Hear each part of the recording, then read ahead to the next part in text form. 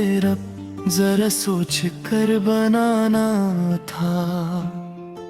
हमें जमीन पे उतरना था, घर बनाना था। खुशी बनानी थी पहले किसी ताल्लुक की, फिर इस खुशी को बचाने का दर बनाना था। हमारी अंग को अब तक समझ नहीं आई कि पहले अश्क या पहले कहर बनाना था।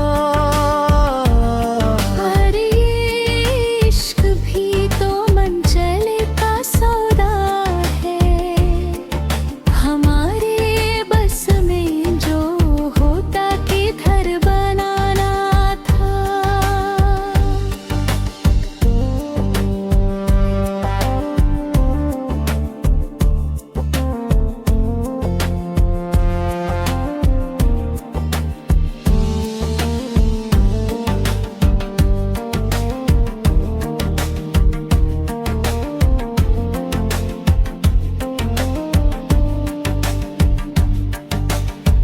हवा तो रोज सुनाती थी धूप रोजन से, मगर हमें यहाँ सूरज सादर बनाना था।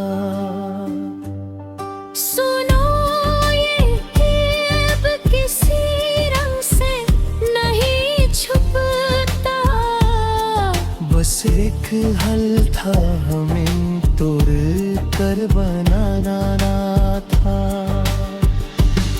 माफ करना तुझे खुल के लिख नहीं पाए, हमें ये किस्सा जरा मुख्तसर बनाना था।